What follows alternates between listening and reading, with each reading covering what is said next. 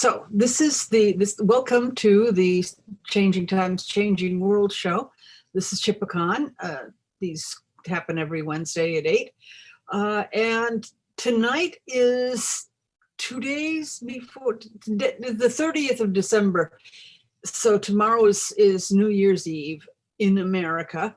And that makes it time to think about New Year's and all of the things that we would very much like to be doing to have this be a kinder, gentler year than 2020 was. The idea for good luck traditions for New Year's came from Kathy Kane, and so I want to say thank you, Kathy, even though she's not here. I guess the first thing that you know, I can start off with a couple. I'm sure everybody has heard of things like eating 12 grapes and wearing yellow underwear. And did you know that it is considered well, I will get more into that later. It is considered unlucky to display your calendar before the first of the year. You're not supposed to put your calendar up until it's the first. You know, kind of keep it there, because as you start writing things down on it, you do anything like me. So there's that. But the basic magical principle behind all of these things is that this is a liminal time. When it changes from one year to another, it's a liminal time. And I think we all, probably everyone here, remembers the 2012 when the Mayan calendar had to change pages. And everybody was like, I thought there was supposed to be an incredible boom. No, we just timed it for new calendar. And that's, but it's a liminal time. Anytime you're changing from one thing to another. As you get older, you may discover, as I have done, if you cross into another room, if you go through a doorway, you sometimes forget what you went into the other room for, because liminal times are disorienting. They are just a little bit risky. Change is generally difficult, even when it's changing for something better. Change scares people. So we fill up times of change with little tricks and life hacks to make it easier on ourselves. And so because liminal times are changeover times. When your balance is not quite, you want to get the balance point so that it's just balanced. You don't want it to fall off. So that seems to me an important aspect of why we are doing these things. But we kind of have to remember that New Year's is an arbitrary. It's an arbitrary choice. When do we do it? For instance, most of the world has now decided has accepted the Christian European Gregorian calendar because we had more money than other people. And so the Japanese picked up started using that calendar. I have it in my notes here somewhere. It was in the 19th century. And so often now they will use both their old lunar holidays and the other ones. But it's so we have it. A lot of cultures have New Year in the spring, around the spring equinox. Very common time. Nowruz and there's just a whole lot of calendars have around the spring equinox, whereas you get go to the other equinox, is and near the new moon, because the Jewish calendar has it as a lunar solar calendar, and then it's associated with the moon next to after the so you get Rosh Hashanah. So, I'm sorry, not Jewish, but they have their new year in late September, and you get the Celtic people having their new year at Samhain, which is the we say Halloween, but I was assured by Ellen Everett Hopman that it is actually the new moon closest to Halloween. And so it's really a little bit after, because the Celts and many other people like the Jews start the day with the night, when sunset, when you can no longer, when it is definitely dark enough that you can't tell the difference between a white and a black thread. That's the beginning of the day, because they start in dark. They said we all start in darkness. We start with we start in the womb, and then we come out into you have the resting period, and then you burst forth into the light in the spring. But they start with the night. First they have the night, then they have the day. When the day ends, that's the end of the day. So but there's let's see, what are some of the other let's see, Russia has Novi God, and that's January 1st. Nowruz is March 21st, equinox. The Shogatsu, the Japanese have moved to January 1st, whereas it used to be the first new moon. Whereas you get Chinese New Year, which is usually it's in the month of Aquarius. It's between the 21st of January and the 21st of February. If I slow down, I might not say the wrong thing. And then it's at the dark moon, so it could be anywhere in there. In Nigeria, the new moon is the third week of February. In Mongolia, February 16th is the beginning of the new year. Songkran, the Thai and the Bengal New Year's are in April. Korea Salal is February 5th. There's just in Western Australia, October 30th is the new year. Islamic New Year, God bless them, hops forward 11 days every year, and they hit all the seasons, so good for them. The Diwali, we all talk about the Festival of Light for the Hindu. Diwali is, depending on different regions in India, their New Year is associated with that. So that's pretty cool. So the New Year in China, between January and February. And you get all of those. Akitu is the Babylonian.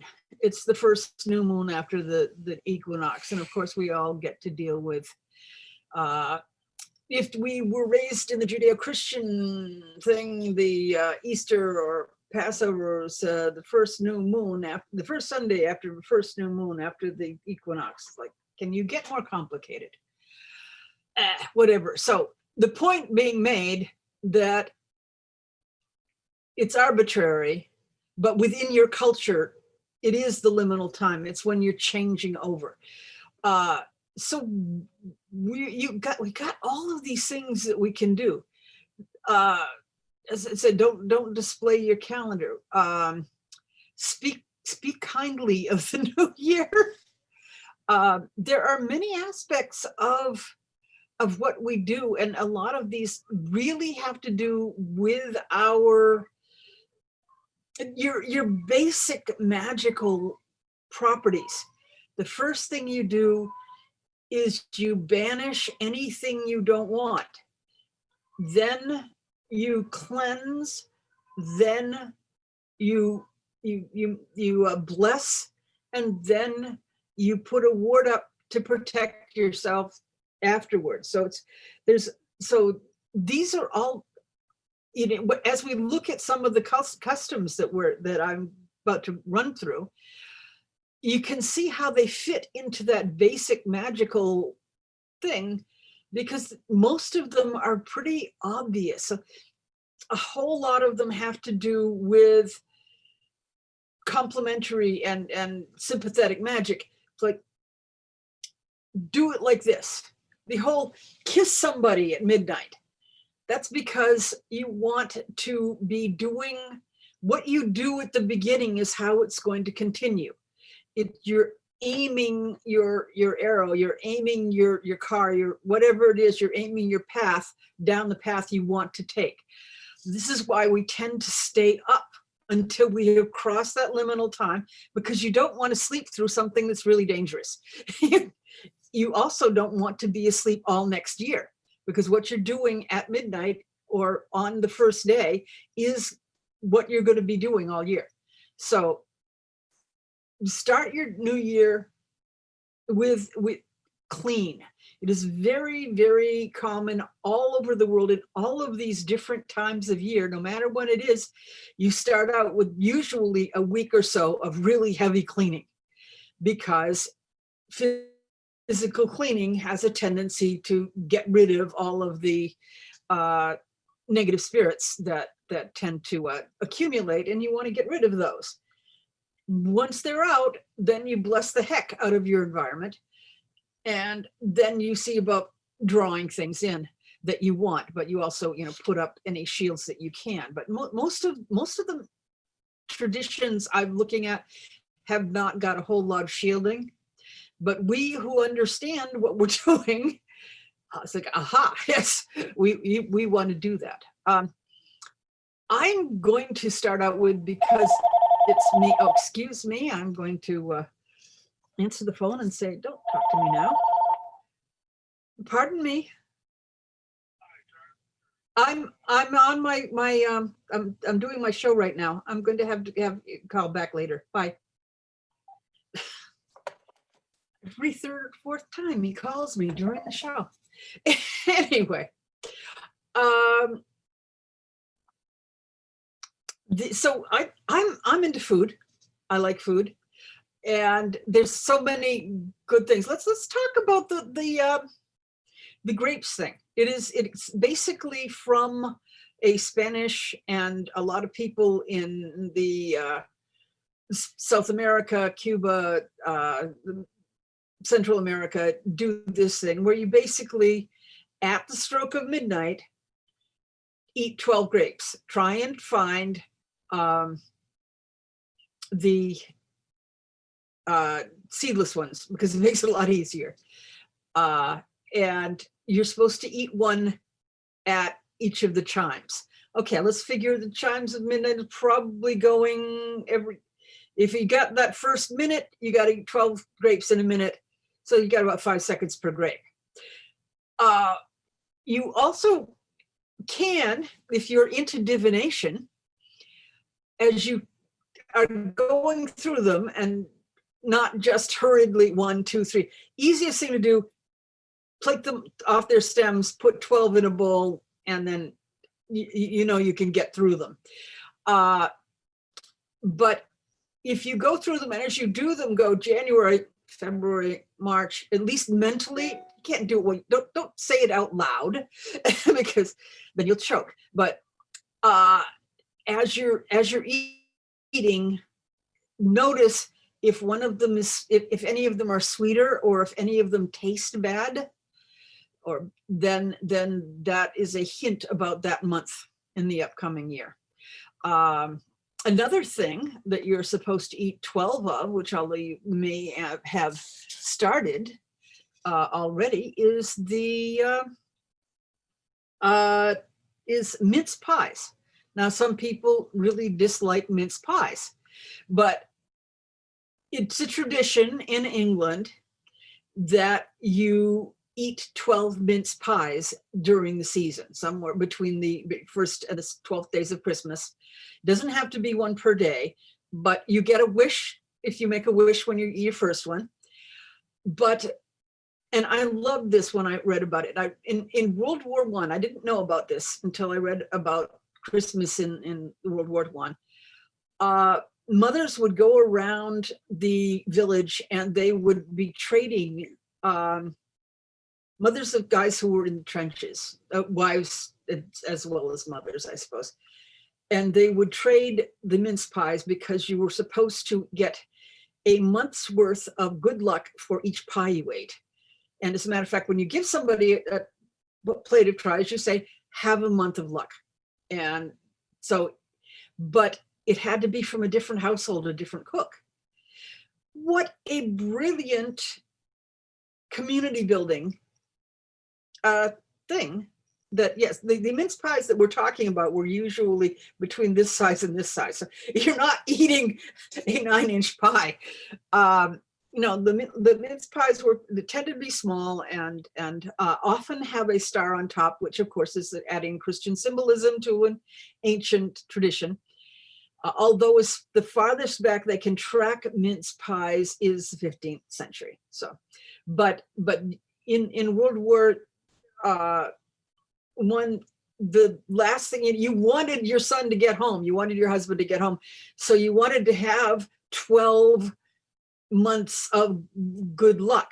And so they would go around and they would exchange pies with everybody else and send their son or their husband 12 assorted pies from. And can you imagine be one of those guys and there's your month and your 12 pies and you really want to live to get home, and there's your buddy, you don't want them to not have good luck, and trying to, do I share it with them or do I suppose that depends on just how, oh, these are my mother's pies, I can't share them with you. Why do they all look different? Well, I guess they would have known, but yeah, it strikes me as a wonderful community building thing to have you've got that luck for each one of them, and you get a wish on the first one, which is very cool. Now, I grew up with a grandmother who was from Tennessee, so my grandmother insisted that we had to eat black-eyed peas every New Year's Day. Black-eyed peas, as far as I can tell, were designed to make little children ill. I like a lot of peas. I personally, I eat hopping john, which is another bean dish. I use black peas and rice. It's like lots of spice and it's great. All over the world, beans and peas are the lucky thing that you do. In Subsuban, which is a Japanese holiday associated with their New Year, they drive out demons by throwing roasted soybeans at them. And some in the modern world, sometimes the father will put on an oni, an ogre mask, and they open it up, they open the door, and in comes dad in his ogre outfit, and they throw roasted soybeans at them and drive out the evil spirits. If they haven't got that, they'll just throw open the door and throw it into the cold wind. But yeah, and in the Lemuria of the ancient Roman, where during certain days of the year, and that was in May, the unquiet spirits would be the lemurs, not lemurs the way the long-tailed primates, I guess, but they would have, but lemurs, also called larvae, which is another word we don't use the same way, but they were unquiet spirits, and they would come into the house and the father or the head of the household would either throw beans, or he would spit beans into the corners of each room. And he would say, with these beans, I redeem me and mine. And he had to do this barefoot and at midnight. And as a matter of fact, I understand that Pope, I think Honorius, did that to the Pantheon when they rededicated the Pantheon from being a pagan temple into a Christian basilica. But beans are life. And I suppose if any small child has planted a bean to watch how it just grows, they are just a wonderful symbol of life. Lentils are commonly eaten on New Year's because they are supposed to look like coins. Many other things like carrots, you slice them up and they look like coins. But let's face it, when it comes to coinage in the ancient world, a lentil is actually probably closer than a lot of the coin sizes than the big ones. Greens we now consider to be looking like money because in the United States we have greenback dollars, and we consider that green is the color of money. Green is simply the color of life, and we are it is another symbol of abundance, the same way that beans are simply a convenient seed, and seeds are very prosperity and fertility but oriented. But yeah, so beans, just some kind of bean. If you eat any kind of bean, that's good. My kids have decided that their way of handling it is they're going to have a burrito because they don't mind burritos. Okay, there's beans, I've eaten them, okay, shut up. And my mother negotiated with us, you know, like, just eat three. All of her southern relatives were saying, you must eat the black beans. You also, these are usually cooked with ham or some other pork. Why is that? Well, pork, you eat pork or fish, but you do not eat chicken. If you eat chicken or anything with feathers, your wealth will fly away. More importantly, pigs root forward. Chickens scratch backwards. You don't want anything that goes backwards. So my kids are like, can we have shrimp? Well, you know, it seems to me that the crabs and shrimp go sideways, and you don't really want to do that. So you want to have, you want things that will go forward. That's why fish are good, because fish can only swim forward. A fish can't swim backwards, as far as I can tell. And also another reason they like fish was because they represented wealth, because they came in schools and basically clusters, lots of them. Multitudes of things are always good. But let's see, so there's pigs and chickens, and whatever you're eating should be forward looking. Greens theoretically look like money or like life. Definitely eat greens. Cabbage, of course, being a term used to represent dollars, is a good one. Anything round is good. In the Philippines, they even wear polka dotted clothing because anything round is good. And they like to have 12 different round fruits. They got to find fruit. Well, luckily the circle or the round shape is the most efficient shape there is. So fruit often grows round. So more likely to grow round than any other shape. So find 12 different fruits and put that on your table. When you see 12, when it comes to the new year, they're almost always talking about the months. things that are also, they like things that are golden, things that are for that's for wealth. You it in the with the beans and collard greens, they often had cornbread because it's golden, and that's for money. The in China, when they're talking, they're big on longevity, so they go for noodles, the long noodles. So ramen, do you want to live for a long time? Have noodles. And then, you know, if you slice a hard-boiled egg, you've got that solar coin looking thing, and then you've got some greens in there. A bowl of ramen, great thing to have on a for a thing. Now the Germans have gotten a little bit cute. They think that it's okay for you to eat a Glücksschwein, which is basically a lucky pig. And a lucky pig is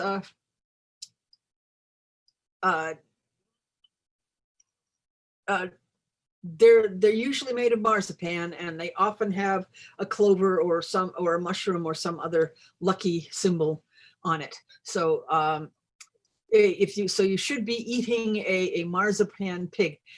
In New York City, they have a brand new one that they have come up with, which is a peppermint pig.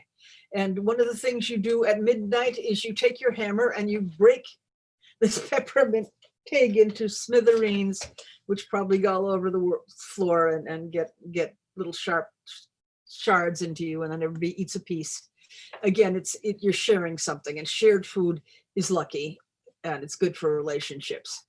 Another thing that they have for many is the pomegranate. As a matter of fact, in Turkey, they smash a pomegranate against the front door. I'm not into anything that wastes food, as opposed to of course, the Turks and the Greeks have to do different things. What the Greeks do is they hang an onion on the door. The other thing they do is on the first day of the new year, they take an onion and they tap their kids on the forehead with it to wake them up. So ask me what the logic is behind onions in the new year. I don't know. but I've been collecting a lot of these for years, and what the heck. Anything sweet, you know, go back to the luck pigs and or the honey at Rosh Hashanah. Rosh Hashanah is another new year. So if you look at some of the things that they eat carrots there, but a lot of Jewish mysticism has to do with words and writing and numbers, and they have, and the word for carrot, marin, means multiply, and in Yiddish they have a word meaning more that is the same word as for carrot. So that's for wealth.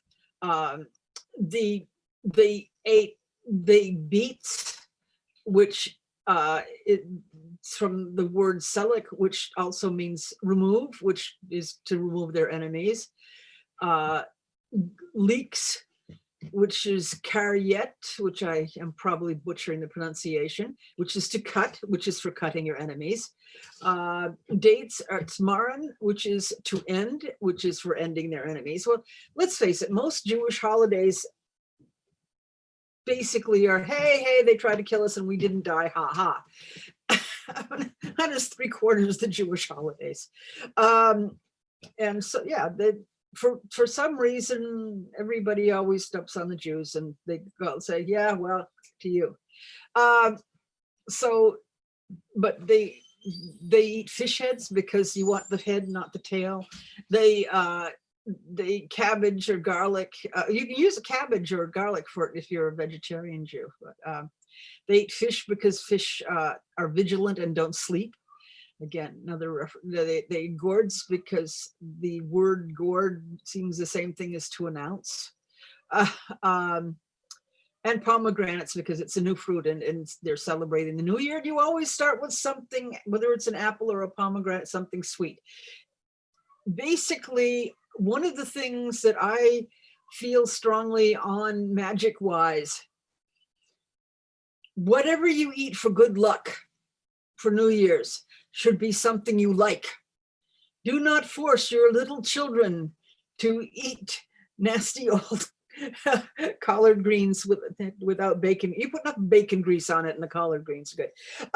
But don't make them eat nasty stuff. Find something they like that you can feed them and will give them luck, because that is indeed the whole point is you're moving forward from where in the direction in which you want to go, and force them to eat something nasty is not the way to go.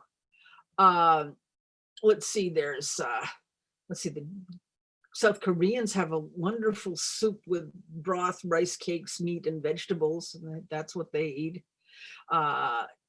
They have, let's see what other we have. In many places, from Bolivia to Austria to Greece, they put coins and other charms in the cakes. In Greece, it is the St. Basil's cake, Valasapita, which is basically a cake, and they put coins in it, and whoever gets the coins, they're supposed to have luck for the coming year. And in Ireland, oddly enough, they take bread and bang it on the wall. Excuse me.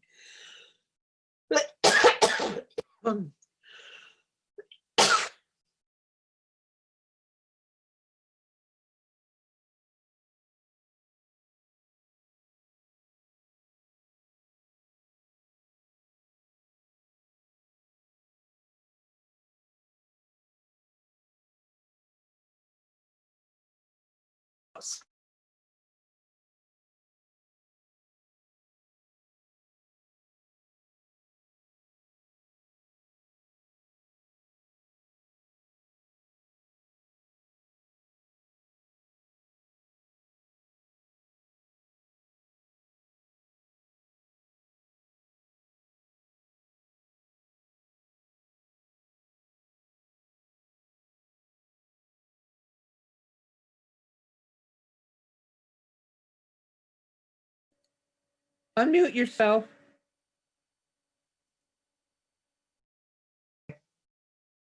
Thank you. Sorry, I have a poor internet connection, but I'm back. And so I got excited and swallowed spit, because it's fun talking about things. In France, the New Year is called, the celebration is called the Réveillon, which basically means staying up late, staying awake. It means being awake because you don't want to sleep through the next year, and you don't want to sleep, you don't want to miss the liminal time to be in. So eat anything that's good, that's yummy, that you like. Eat round things, eat ring-shaped things. Onion rings, great. You'd have anything that's ring-shaped. That is also there's another tradition, is drinking champagne. People drink whatever they're done well please. Part of that has to do with wassailing, which I will get into more deeply in a second. But there is a tradition of putting a ring in the champagne while you drink it, which is supposed to, it's something like crystal elixirs. You put you get the vibration of the metal or the crystal in by drinking what the juice it's been sitting in. And you want to but it has to be gold. Better silver than pot metal. Don't put brass in, not just because it will taste nasty, but you only get the good luck by using the real stuff. So so back to other things that you can do. That's food, which to me is the fun part. But there are other things that you can do for luck. For instance, you can wear clothing. Around in the Northern Hemisphere, we kind of like to wear clothing. But there's a whole lot of what you wear. In Brazil, for instance, they wear white. And if they're close enough to the ocean, they go and they jump the waves. You go into the water and you jump over 7 waves, and you get to wish with each wave that you jump over. And then they wear different colored underwear underneath the white clothing that they're all wearing. Everybody's wearing white clothing, but with colored underwear, which I assume you can see through when they're all wet and wearing white. The most popular color is yellow. You should wear yellow. Whatever most groups say, you should have new clothing, have some kind of new clothing on. In Iceland, for instance, the Yule lads have been coming in ever since the 13th of December and are going away gradually. We've lost the first 5 of them so far. But aside from the Yule lads, you also have the Yule cat, which is a giant cat that comes and eats anybody who hasn't managed to get a new garment, because the children who do not finish their chores do not get a new pair of socks or a new shirt or whatever. And the Yule cat then gets to eat them. So lazy children don't get new clothes, and therefore the Yule cat is allowed to come and eat them for up. So that's suddenly getting socks for Christmas seems better than not. But you should be having new underwear, and it's very much a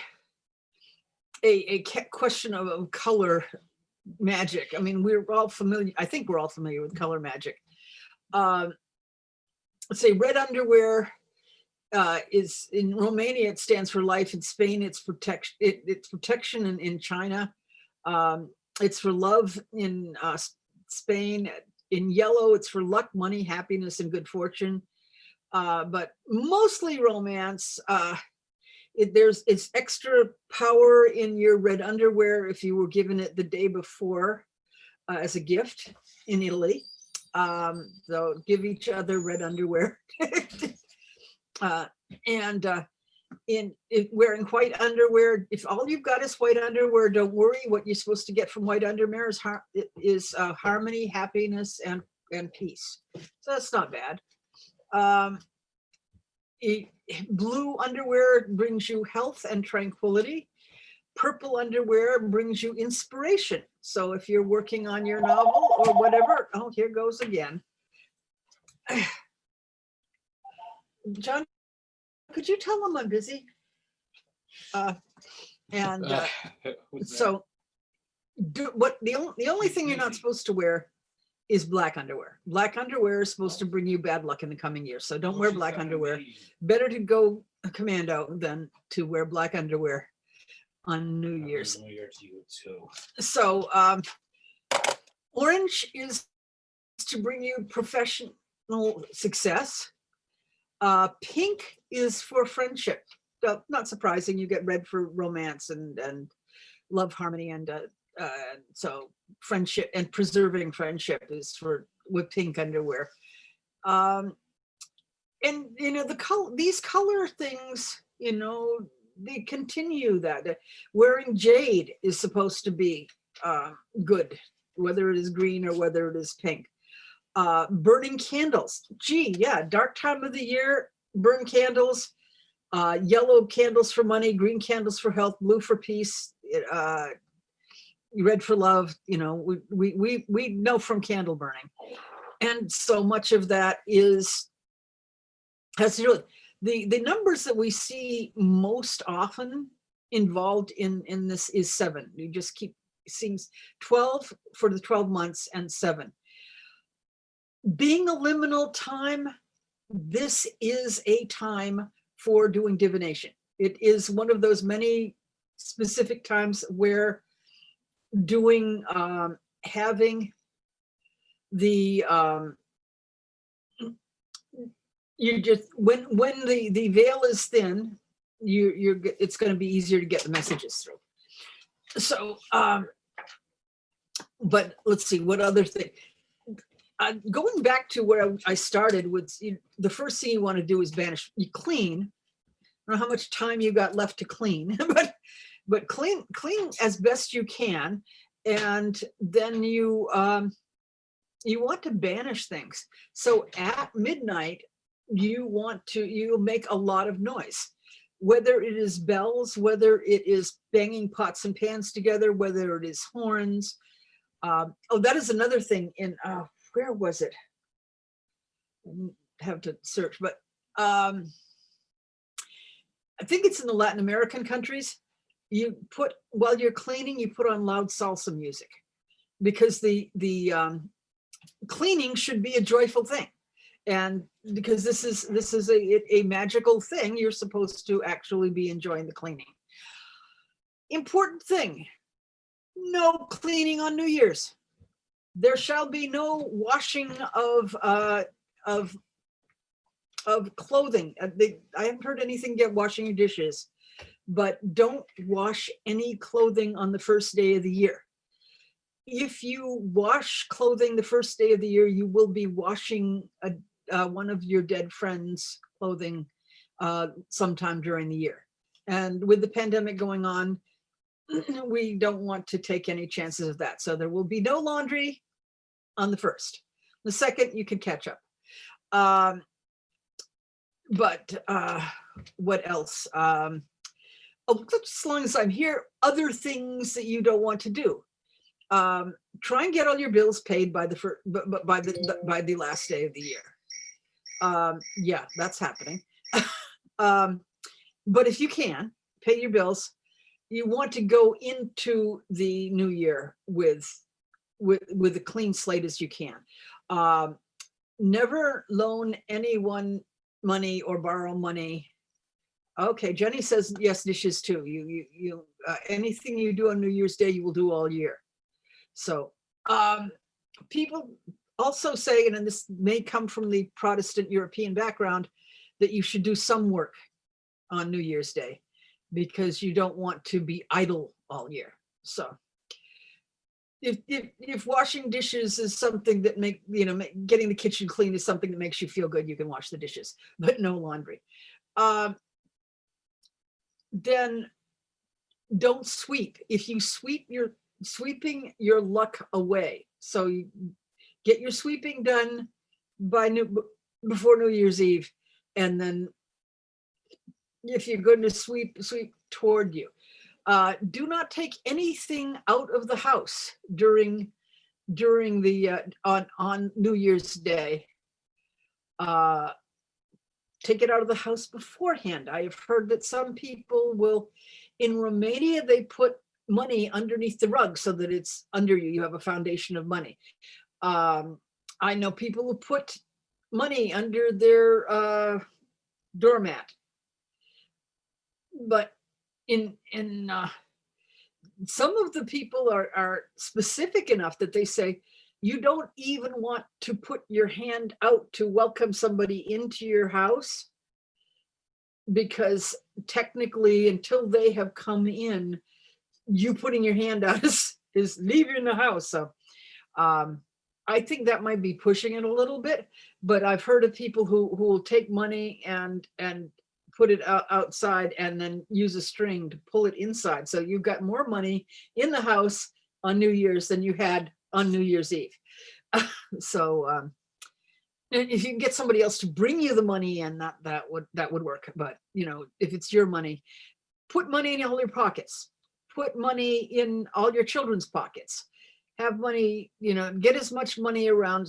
There are, I forget where, but they toss coins all over the floor. Except in Switzerland, where oddly enough, they put cream and or ice cream on the floor. I'm not quite sure that we heard that correctly. The Smiths are fairly clean people, and the idea of maybe they put it out in little dishes that they set around the floor, but ice cream on the floor or sweet cream on the floor, whipped cream on the floor, not spread around, I don't think. But as for people coming in, okay, this is mostly observed in Scotland, where you have the first footer. In some American traditions, they're called the first bird, or the lucky bird.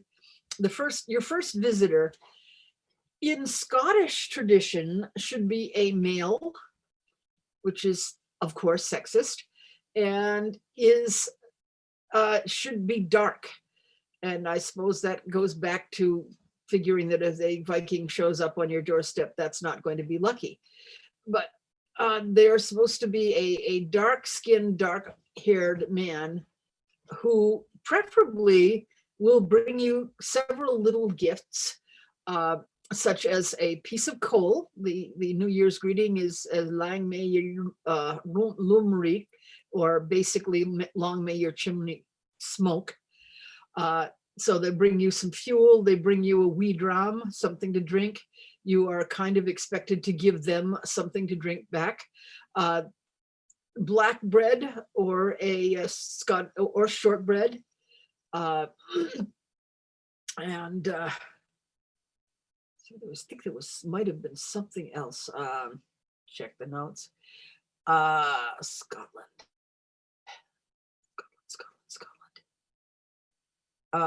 Okay, if I trip over it, I will tell you. But basically, there were guys that were kind of professional first fruiters. If they were lucky enough to be dark, they would line up which households they would go to, and go to be able to shake their hand. You have to cross with your right foot first.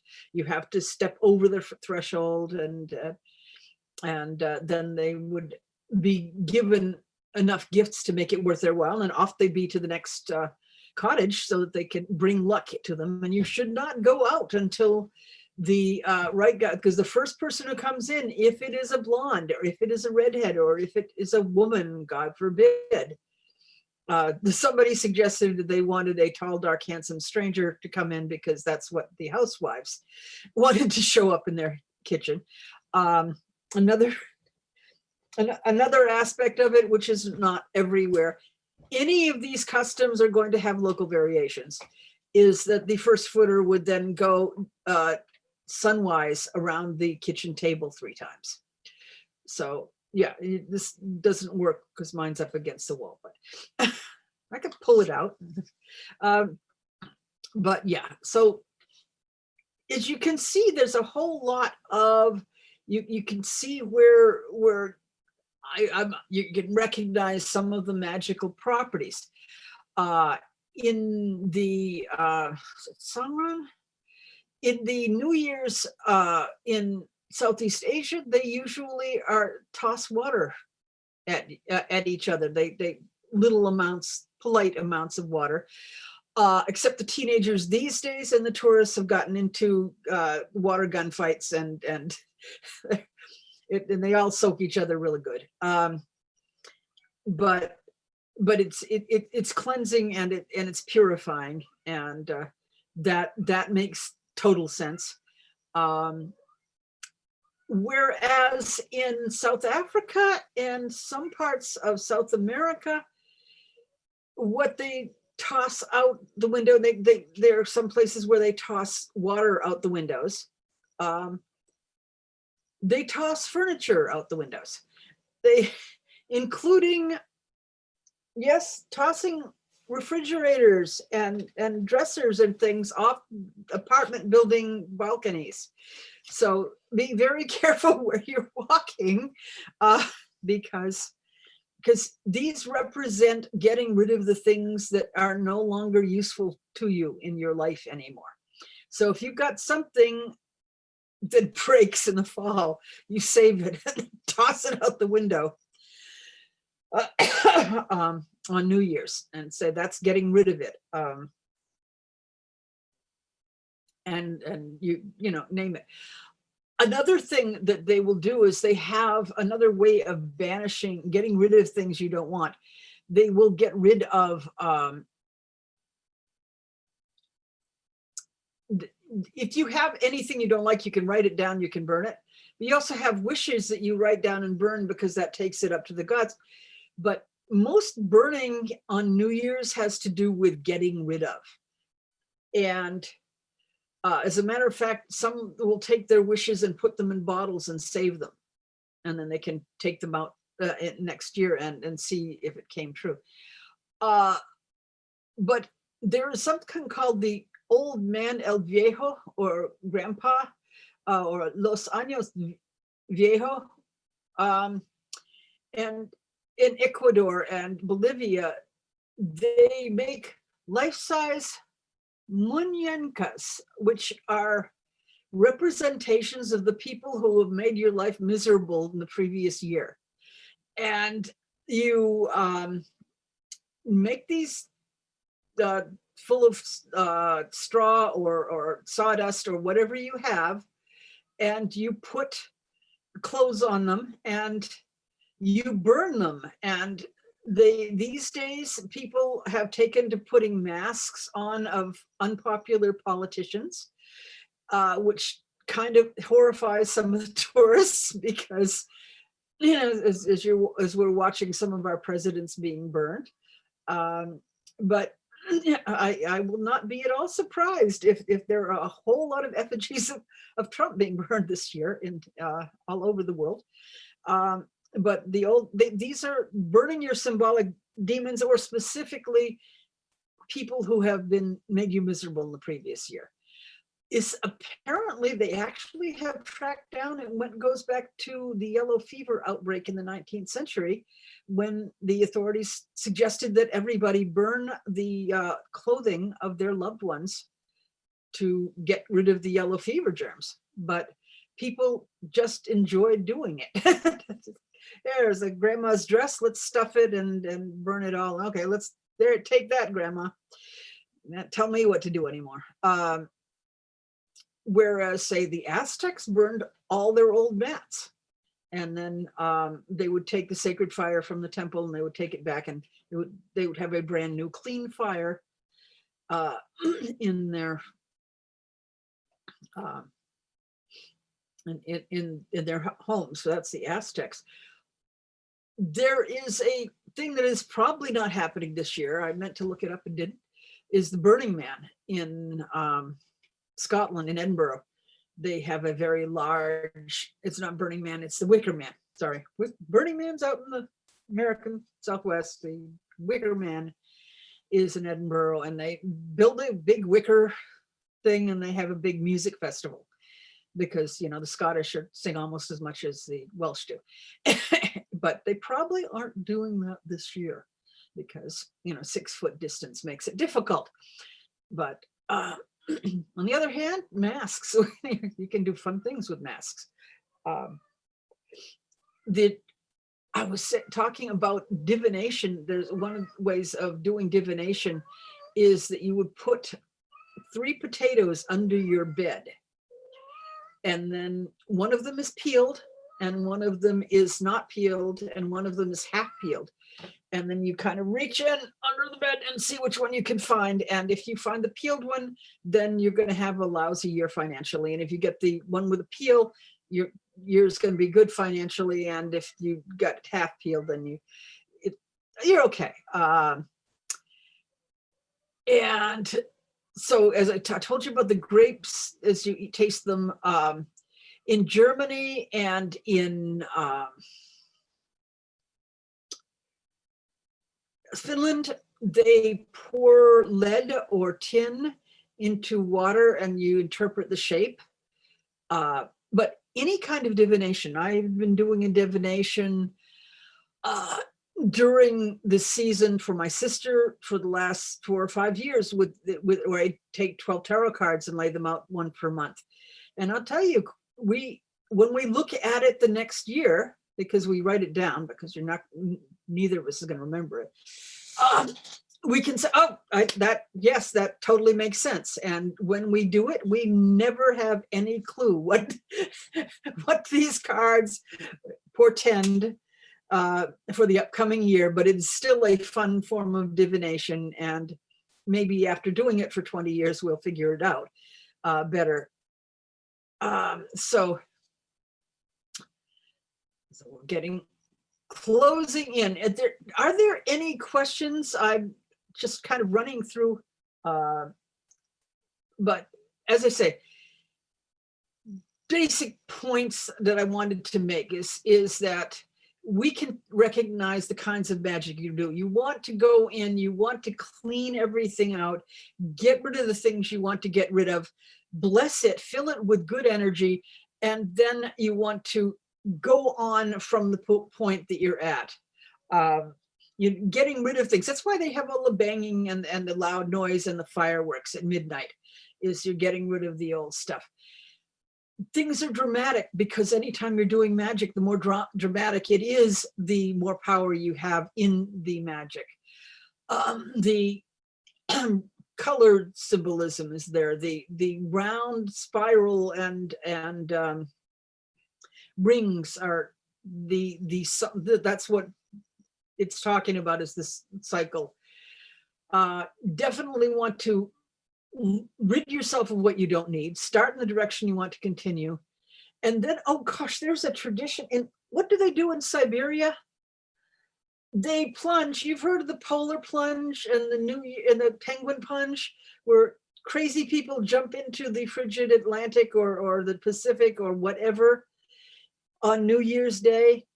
In Siberia, they jump into frozen lakes, grab take a Christmas tree, plant it on the bottom of the lake, swim up, grab some booze, and then they go back and they dance around the Christmas tree, and then they pull the tree back up and take it back out because they don't want to pollute the lake. But they dance around a frozen Christmas tree in a frozen lake. Like, okay, yes. And so that is, when we're talking about toasting, we're saying, we're blessing, we are invoking aid. They would go around wassailing. They would wassail and they would sprinkle booze on the cow, on the tree, they would offer drink to hosts. They would take a cake and they would stick it on the cow's horn. They would stick it in the crotch of the tree. They are blessing the things that they want to go, but when you wassail, when you toast somebody, you're invoking this thing that we like. This drinking is a blessing. So when we talk about drinking and we talk about toasting, we have lost track of the fact that to drink, to toast somebody, is to bless them. And you're drinking to someone's health. You are wishing them health. You are putting a spell on them that they will have better health and more prosperity. And my mother's one was always live long and prosper. And it's like, okay, well, that was kind of cool. But you want to that when you're thinking about drinking in on New Year's, whether it's eggnog or whether it's champagne, when you don't drink just because it tastes yummy and you get a warmth in your belly. You drink because you're blessing. Toast the gods, toast the saints. That's your thing. Toast your kids, toast everybody you wish well. Bless the heck out of everything. And so that is the and tell the ancestors or ghosts that this is not the side they're supposed to be on, and we love you very much, go away. Something like other guests. But I see it's after 9. Are there any questions? This was a fun workshop to research. I hope you all have I bless you all. Here's to your very good health. May you live long and prosper. And wassail. And yay. Yes, and pet your kitties or whatever. Anyway, but that's it for tonight. And we will be back next year. Hey. And tell all your friends if they were busy tonight, this will probably be up on the YouTube channel shortly. So thank you for coming, and we will see you again. Nice seeing you. Okay, now I'm going to push end, stop recording.